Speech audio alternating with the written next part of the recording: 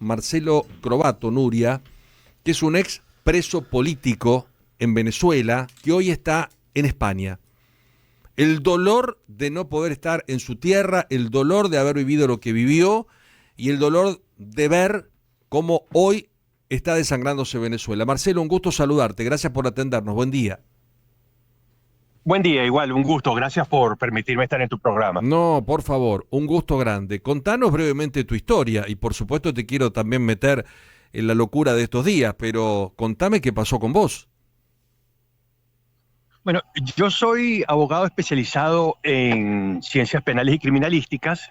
Me dediqué al área de derechos humanos y durante todo el periodo de primero la dictadura y después la tiranía del chavismo, defendí a los perseguidos del régimen. En el año 2014, precisamente me dediqué con mucho ahínco a eso, ya que se desató una represión brutal que inclusive ocasionó casi 50 muertos durante las protestas. Ujú.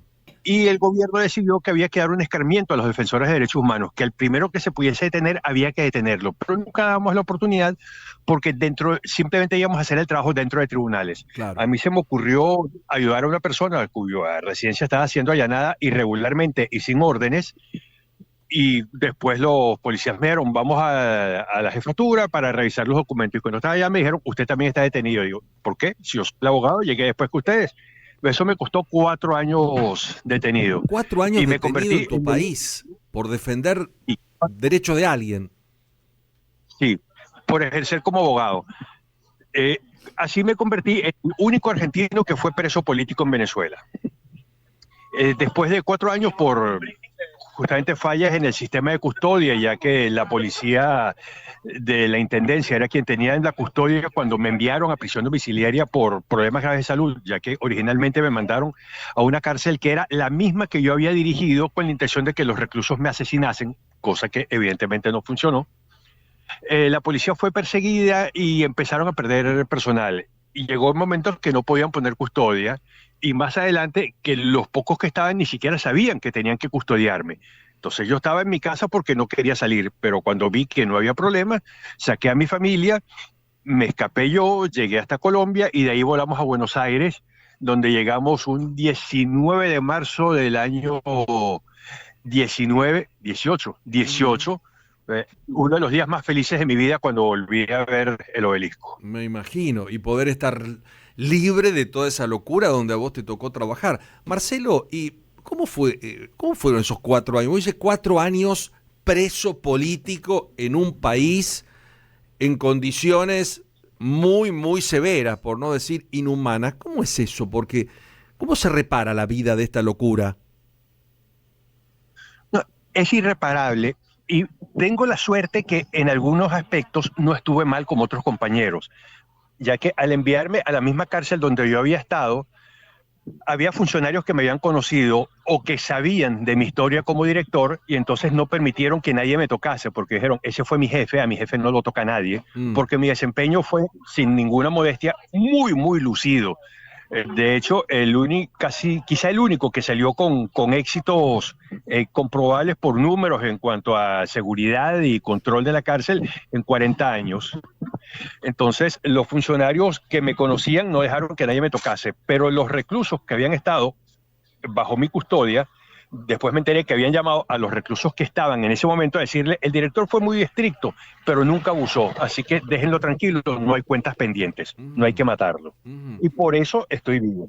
Por Pero eso no estás por eso vivo. las condiciones fueron, sí, Claro. no fueron mucho mejores, pues mientras estuve en la cárcel dormía en el suelo, la comida era extremadamente mala, sí hubo reclusos que me amenazaron con matarme, tuve que hacer una huelga de hambre para que me llevaran al médico cuando pensé que tenía cáncer y efectivamente. Mm. Dios mío, qué locura, qué locura. Marcelo, vos me dijiste, hay una tiranía. ¿Qué significa esto? ¿Qué son estas milicias, estos grupos que atropellan gente, que la meten presa, que desaparecen y no saben dónde están? ¿Qué es esto que estamos viendo en Venezuela? Sí, es una tiranía porque pasa de dictadura, no hay ningún tipo de códigos morales, simplemente están por sus propios intereses. Una tiranía como puede ser la de Hitler o puede ser la de Idi Amin Dada o Saddam Hussein. Ellos desaparecen a cualquier persona que se les haga inconveniente, incluso por razones económicas, porque el chavismo es un gran grupo económico criminal y si alguien interfiere en sus negocios turbios o negocios normales, que dicen, bueno, yo voy a instalar un negocio de tal cosa, y a la competencia la desaparecen al mejor estilo mafioso y pueden matarla. Entonces, existen estos grupos paramilitares que se llaman los colectivos, a los cuales el gobierno les da armas y les han dado credenciales de la policía política, de la Gestapo, que se llama SEBIN, o de la inteligencia militar, para que puedan portar toda clase de armas y hacer desmanes. Entonces el gobierno no necesita reprimir directamente, sino que ellos, que no están uniformados y no son oficialmente parte del gobierno, pueden disparar a la gente, asesinar gente en las manifestaciones, pueden ir a casas para secuestrar personas, como ya ha sucedido incluso ahorita, que han enviado los colectivos. Lo que pasa es que la gente ya por fin, gracias a Dios, yo no confiaba mucho, pero la gente se está cansando y hace 2 días vi un video de un colectivo que lo agarraron porque le empezó a disparar a la gente se le fue encima y lo lincharon. Qué locura, ¿eh? Porque hablamos de disparar. Ayer vimos, Nuria, sumo a Nuria a la charla, Marcelo. Ayer veíamos cómo sacaban gente de los alrededores de la embajada, te suben a camioneta, pero cosas increíbles, una locura galopante, ¿no? Marcelo, después de estos 25 años y con lo que te ha tocado vivir y nosotros escuchamos y es un relato, la verdad, conmovedor, difícil ponerse en la piel de un pueblo que hace 25 años, digo, eso pasa a ser una constante prácticamente. Hasta este momento, vos decís, por suerte, la gente salió, ¿no? Que es lo que... Claro, poniendo el cuerpo, ¿no? Sí, que es lo que en definitiva puede, más allá del apoyo internacional que tenga esta decisión de que Maduro revea la situación, es lo que puede generar un cambio real. ¿Hubo como un acostumbramiento a que eso fuera, a esa Venezuela? Sí, hubo un acostumbramiento, pero también hubo un problema muy grave.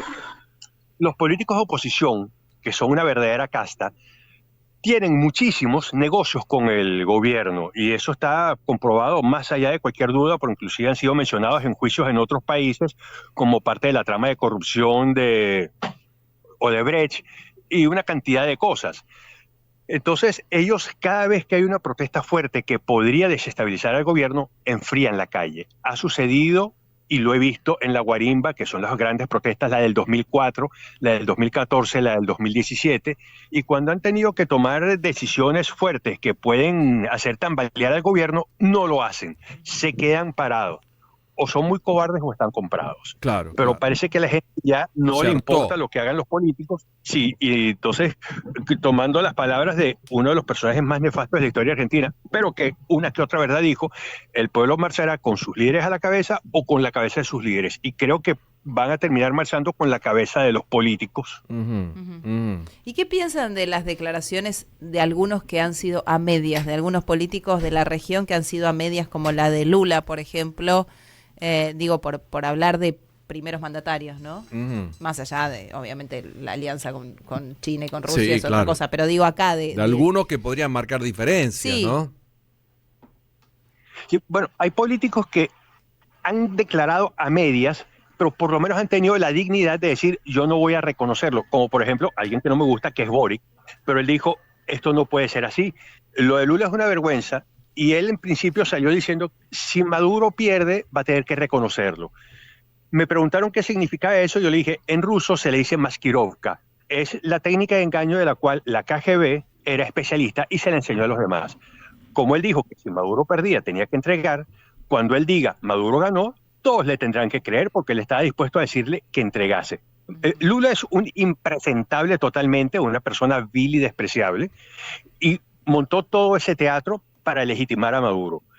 Muy pocos presidentes han hablado con la dureza que nuestro presidente Milei, que dijo no acepto dictaduras y punto. Y si la gente se moviese más, si los gobiernos se moviesen más por principios, las cosas cambiarían. Pero lamentablemente se mueven por conveniencias, ni siquiera por intereses. ¿Fue el mejor Milei para ustedes? Por kilómetros. Creo que más duro de lo que ha sido Milei y lo único que le falta es enviar tropas.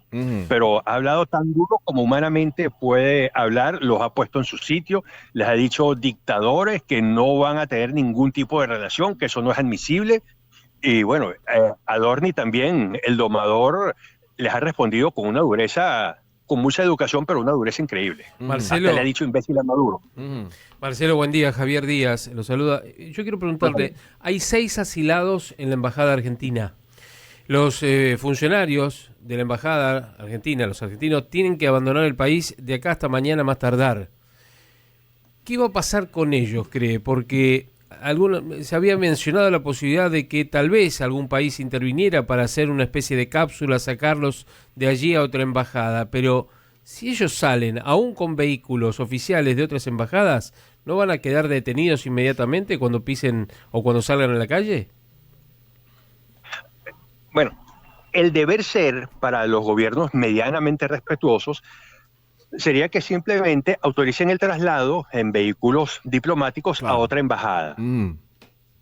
En Venezuela no se puede confiar en que se hagan las cosas legalmente ni honestamente. Claro. Me sorprende que no hayan asaltado la embajada todavía y estoy seguro que lo pensaron. Ya les Si cortaron otra la luz embajada- y el agua y no sé qué historia, ¿no? Sí, de todo, lo que es usual. Y de hecho yo conozco personalmente a uno de los que está asilado, que es a Pedro Urruchurtu. Y si lo lógico sería que otra embajada, que tiene que ser de un país con peso específico, los vaya a buscar en un vehículo, porque el vehículo tampoco puede ser detenido, un vehículo diplomático. Va a ser difícil, pero tiene que ser una embajada de un país que tenga peso real, porque si va a ir el embajador de Botswana o de Namibia, Claro, que se lo protege a llevan, Namibia, se lo llevan puesto sí, también. no le preocupa a nadie. Claro. Sí. Mar- Si digamos que es el embajador de Inglaterra, Holanda, Alemania, Claro. pues, Alguien con peso, o algunos pensaban en Lula, pero no. Marcelo, para despedirte, ¿cómo es la vida después de haber pasado por todos estos atropellos y estas circunstancias tan duras y tan difíciles? mira, todo se ve distinto y todo se ve bien, porque después de la que uno pasó, de hecho, una de las cosas más duras que pasé fue el hecho de no poder ver a mis hijos. Estuve más de un año sin poder verlo. Cuando salí a prisión domiciliaria fue maravilloso porque todos los días estaban conmigo, yo Claro. hacía las tareas con ellos, no podía salir de la casa, pero aunque sea, los veía, les preparaba, les podía ayudar con la comida, a bañarlos, todo eso. Antes de eso yo era coentrenador de su equipo de fútbol, cosa que a todos nos golpeó. Yo extrañé mucho ser el entrenador del equipo y ellos me extrañaban. Cuando llegamos a la Argentina fue más que maravilloso, porque libertad total en un sitio maravilloso como es Buenos Aires, pudimos dar vueltas por todas partes, nos dedicamos al fútbol, a pasear, a recuperar el tiempo, a estudiar. Yo pude dedicarme a trabajar como es debido, hasta que muy lamentablemente, pues Diosdado Cabello me amenazó a raíz de un incidente que estuve en un programa con Alicia Castro, que la puse ridículo y al día siguiente todos los diarios titulaban con lo que yo le dije, que le dije, si a usted le gustan las dictaduras, la felicito, a mí no. Y Diosdado me amenazó. Y cuando ganó Cristina, las palabras de Diosdado fueron, ahorita que tenemos un gobierno amigo en Argentina, vamos a ajustar cuentas con todos los que están jodiendo allá.